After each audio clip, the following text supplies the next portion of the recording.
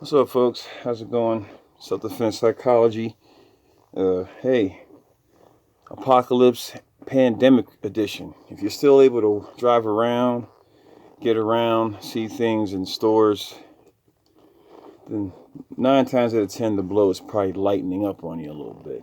You know, some places are not.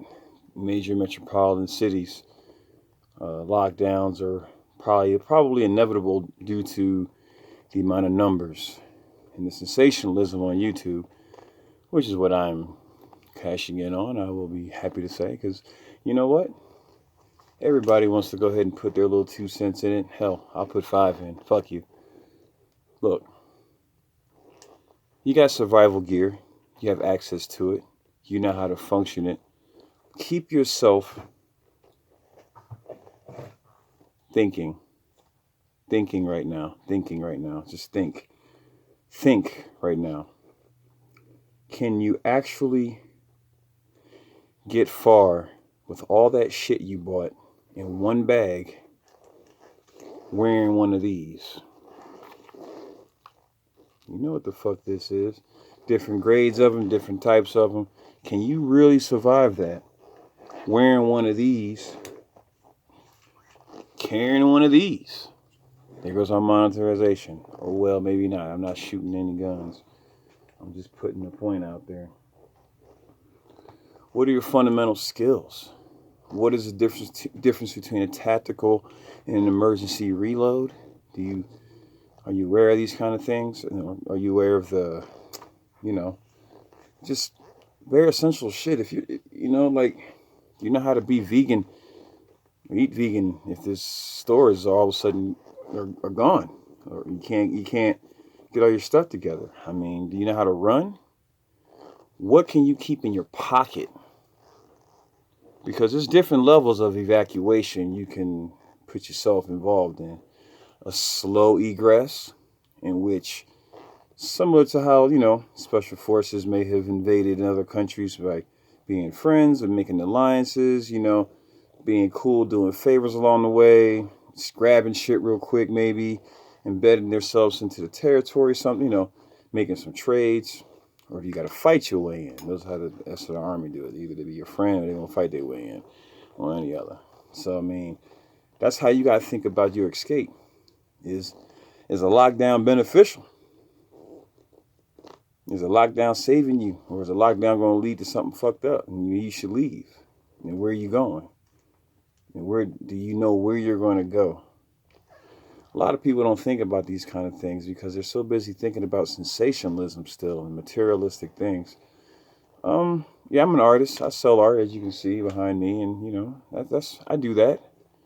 You know, and art is inspiration. Some people need mental inspiration to get themselves by with things. But where are your skills? When it comes down to leaving, when it's time to go, if the time to go ever comes. But how will you be prepared for it if you have to just temporarily evacuate? Say you got to temporarily evacuate, and the military ain't in control of the evacuation. It's like a free for all. How do you do it? I suggest, for starters, don't go out in the initial fray. Like, let it be known to everybody who went out and bought, bought a bunch of extra this and shit. They could have just got themselves they got running water in a rag, man. You good? You wiping your ass.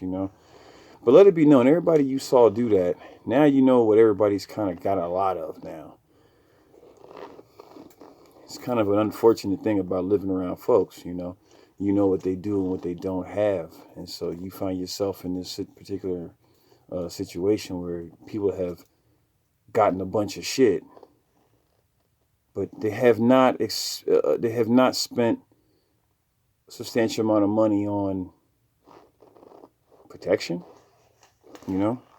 Everybody's so busy trying to get Lysol. Man, I just got some bullshit Windex, man, because it's got ammonia in it, and you spray. I mixed it in with some stuff, some cassium, some lemon, some shit that's in hot sauce, shit that's in pepper spray. I mixed in some of that with some white vinegar, because You know, a little bit of water and some alcohol. Just start spraying it around, man. Just to get on the safe side. But, you know, things have been good. With me, I would just say don't get caught into the fear thing. Hunker down as long as you can and only go out if you got to, if that's the case. If anything, they'll do things as passive as they can do them until it gets out of hand and aggressive. This is how America handles things. This is how countries handle things.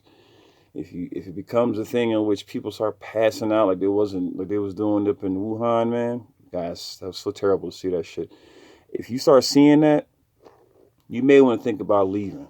You know, if you start seeing the military do things that are unethical, you may want to think about leaving. If the military is doing something that's helping people, or even if it's on the surface of helping people, and you know within your heart of hearts it's wrong, you need to follow your heart of hearts, man. You know, right now everything's so fragile. Countries are very fragile, so they're very easily to be taken. You know, financially, very easily to be taken. Uh, you know, land wise, you take the money, you take the land now. You know, so think about that. You know, it's kind of an economic reset for a lot of people. You know, I've hunkered down just because I decided that I don't know exactly what my I want to be on the safe side, but I don't want to be on any list for getting it because I always catch a cold symptom every year like we always do, you know, but I don't want something common and bullshit being blown out of proportion. And so I'm isolating myself just for the sake of that. I feel great. I feel fine. I haven't been dizzy. I've been really good. I haven't really been smoking anything much. I ain't really drinking, just water and juice and vitamin C and keeping myself updated as to what's going on, but not inundated. You know, I'm right now. I'm selling T-shirts because we all need inspiration. I got shirts with my art on it, yeah, but I'm selling shirts that just say Survivor on it. You gotta claim it to have it, man. Survivor. Sorry, I'm not wearing one. I just made the shirt, and I'm rocking a leather joint.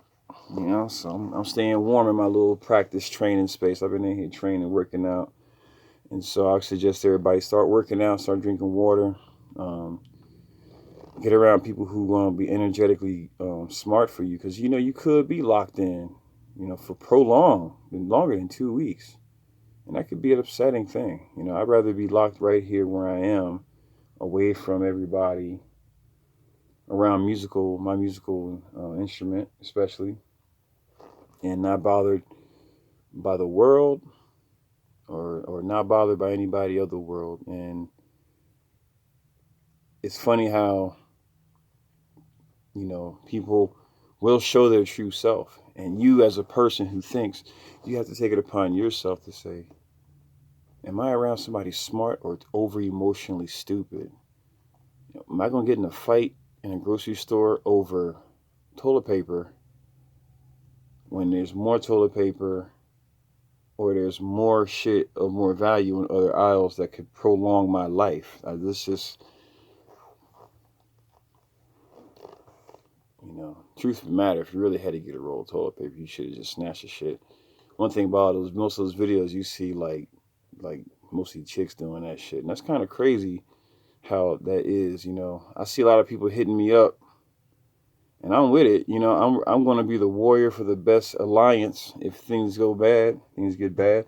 I have a lot of knowledge, I have a lot of training knowledge. I'm going to start putting together some online, I guess, as we're stuck in our situation, we're going to start doing some online classes, I guess, on far as training and survival. I won't do them on YouTube. I'll just talk about them on YouTube. I will put them on another streaming service in which you can subscribe to it. I'll probably do like 13 videos, like a crash course of survival. I feel like it's important everybody kind of catch up to at least where I am on some level.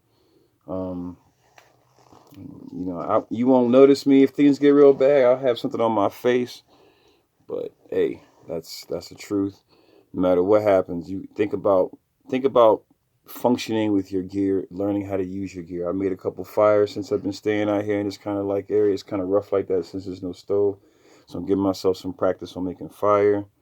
Yeah, I'm going to attach myself to whatever team that can, supply me with what I need to do, what I need to do, what I do anyway for them or for you or for who. I don't know. I'm not interested in any major metropolitan cities. I'm close enough to one already that's a little bit Wild West like, so I can kind of egress out of here if need be. It's not a. They decide to lock this thing down. It'd be kind of hard to do at night without certain, without drones and helicopters and things and stuff like that. And like I said, there's ways to egress out of areas. You can either just leave right now, have a good psychic prediction of where to go, see your situation, see your circumstance, and be like, why am I going to sit here and do it?